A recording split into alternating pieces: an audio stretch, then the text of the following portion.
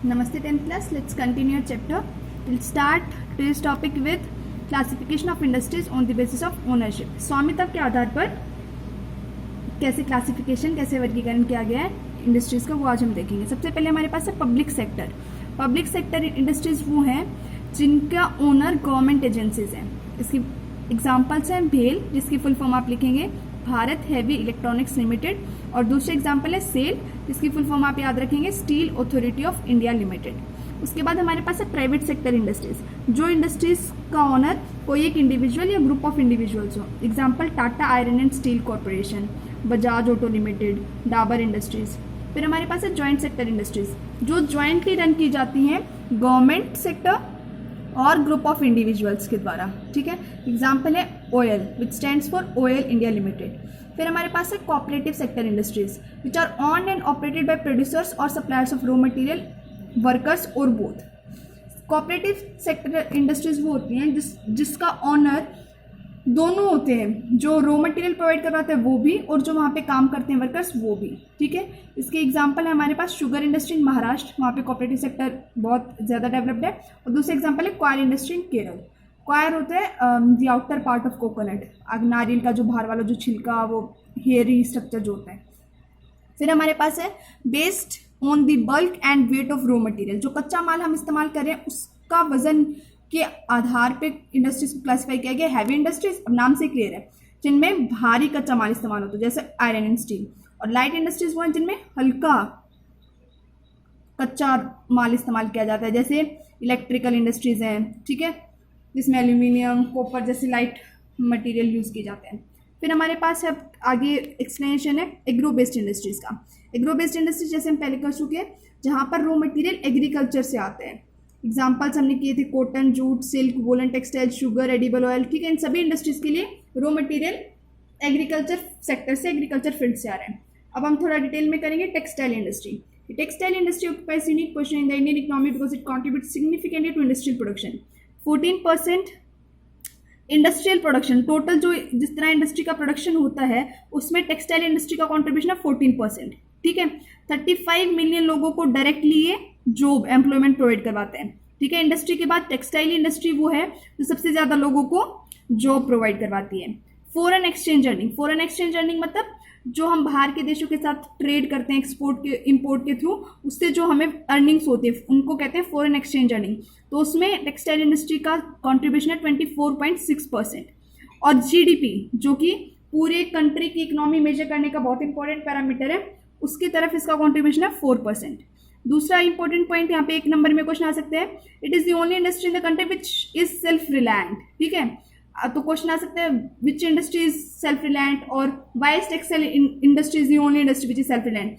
यहाँ पे कहते हैं complete in value chain that is from raw material to highest value added product. मतलब कि इसका क्या है, रॉ मटेरियल से लेके लास्ट प्रोसेस तक हम एक ही इंडस्ट्री में हम कर सकते हैं, मतलब किसी और इंडस्ट्री पे फ्री है दोबारा रॉ मटेरियल के लिए डिपेंड नहीं करती। एक बार एग्रीकल्चर फील्ड से रॉ मटेरियल आ गया तो उसके बाद एक ही फैक्ट्री के अंदर लास्ट फाइनल प्रोडक्ट तक वहाँ पे हम बना सकते हैं। और जैसे कि हमने वहाँ किया था बेसिक इंडस्ट्रीज में, वहाँ पे क्या था, इंडस्ट्रीज दूसरी इंडस्ट्रीज के लिए रॉ मटेरियल प्रोवाइड करवाते, तो वो सेल्फ रिलायंट नहीं है। अब हमें फ्लो चार्ट के थ्रू बहुत अच्छे से एक्सप्लेन कर रखे हैं पूरा process. Value addition in textile industry, कैसे वैल्यू ऐड की जाती है।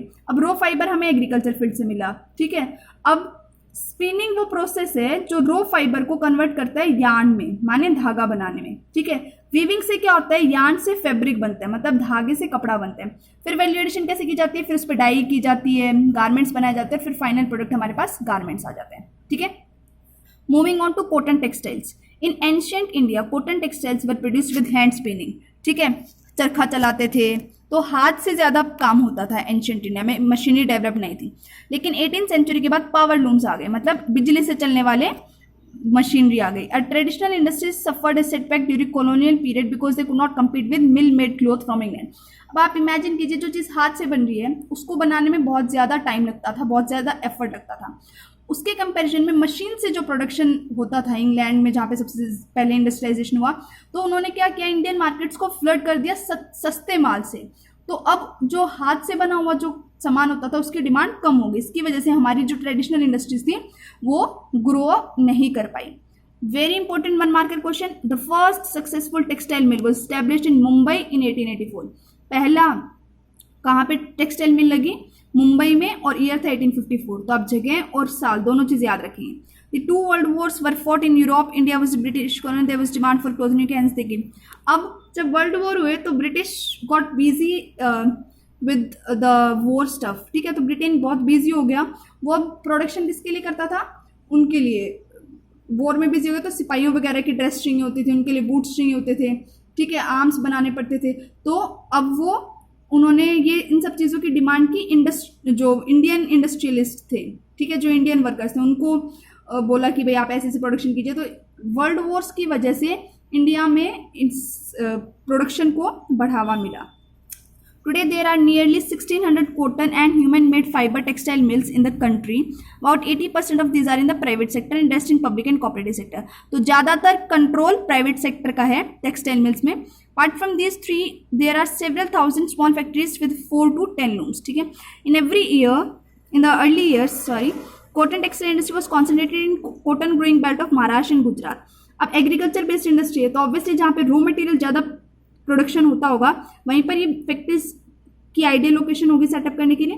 तो महाराष्ट्र और गुजरात, हमने फर्स्ट चैप्टर में किया था कि महाराष्ट्र, गुजरात, मध्य प्रदेश, यहाँ पे ब्लैक कॉटन बहुत बहुत अच्छी होती है और black cotton is best suited for growing cotton. ठीक है, तो इसलिए महाराष्ट्र और गुजरात में कॉन्सेंट्रेटेड है. और कौन से फैक्टर है? Availability of raw cotton, market developed है वहाँ पे, ट्रांसपोर्टेशन सिस्टम है, पोर्ट फैसिलिटीज मिल जाती है वहाँ पे, जैसे Mumbai as a port developed है, लेबर मिल जाता है सस्ता, मॉइस्ट क्लाइमेट है, contributed towards its localization. This industry is close links with agriculture and towards living too. ठीक है, इसकी वजह से फार्मर्स को अच्छी खासी इनकम मिल जाती है क्योंकि उनसे इंडस्ट्रियलिस्ट डिमांड करते हैं रॉ मटेरियल की. कॉटन बॉल प्लकर्स, उनको काम मिलता रहता है. Workers engage in ginning, spinning, weaving, dyeing, designing, packaging, tailoring and sewing. ठीक है, तो इन सभी लोगों को टेक्सटाइल इंडस्ट्री की वजह से, कॉटन टेक्सटाइल इंडस्ट्री की वजह से काम मिलता है. Industry by creating demand supports many other industries. अच्छा, फिर केमिकल एंड डाइज इंडस्ट्री में भी डिमांड बढ़ती है. मिल स्टोर्स, पैकेजिंग मटेरियल की डिमांड बढ़ती है. Engineering works. While spinning continues to be centralized in Maharashtra, Gujarat and Tamil Nadu, weaving is highly decentralized, provides scope for incorporating traditional skills and designs of weaving in cotton, silk, zari, embroidery, etc. देखिएगा, spinning क्या process है जिससे हम धागा बनाते हैं, रो fibre से yarn बनाते हैं. ठीक है, और वीविंग क्या है? धागे से कपड़ा बनाते हैं. तो अब धागा जो बनाया हमने, स्पिनिंग का जो प्रोसेस है वो मोस्टली कॉन्सेंट्रेटेड है महाराष्ट्र, गुजरात, वहाँ पे ज़्यादातर यार्न का प्रोडक्शन होता है. लेकिन फैब्रिक माने कपड़ा डिसेंट्रलाइज्ड है, अलग अलग एरियाज में डेवलप होता है क्योंकि वहाँ पे अब अलग अलग तरीके के डिजाइन्स चाहिए, अलग अलग तरीके की कपड़े की डिमांड होती है, तो अलग अलग जगह पे वो कॉन्सेंट्रेटेड है. इंडिया स्पिनिंग सेक्टर में बहुत ज़्यादा डेवलप्ड है, लेकिन weaving supplies low quality of fabric. लेकिन हम उतनी अच्छी क्वालिटी का कपड़ा नहीं प्रोवाइड करवा पाते, धागा हम बना लेते हैं. As it can not use much of high quality yarn produce in the country. क्यों नहीं बना पाते हम अच्छा कपड़ा? क्योंकि हम अच्छा जो यार्न है वो प्रोवाइड नहीं हो पाता है वीवर्स को.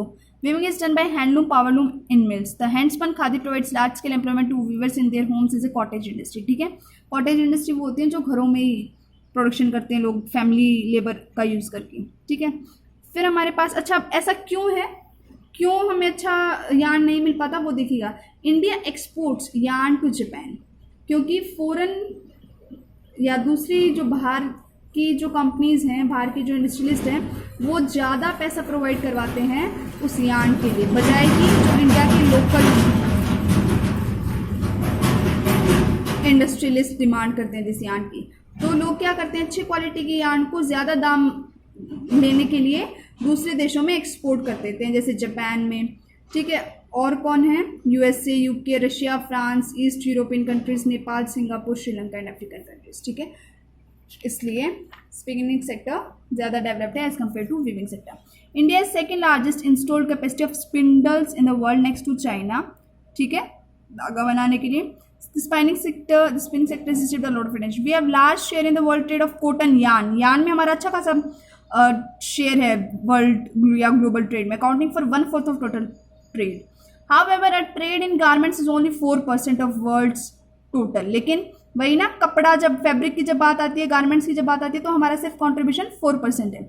Spinning mills are competitive at global level and capable of using all the fibers we produce. The weaving, knitting, and processing units cannot use much of the high quality yarn that is produced in the country. There are some large and modern factories in these segments, but most of the production is in fragmented small units है weaving sector में. ठीक है, decentralized है, which cater to the local market. This mismatch is a major drawback for the industry. As a result, many of spinners export cotton. इसकी वजह से हम क्या करते हैं, जो स्पिनर्स हैं वो एक्सपोर्ट कर देते हैं अपने कॉटन यार्न को, और while apparel और garment manufacturers have to import fabric, और फिर हमें फैब्रिक जो है अच्छे क्वालिटी का कपड़ा दूसरे देशों से मंगवाना पड़ता है. Why is it important for us to improve our weaving sector? So for today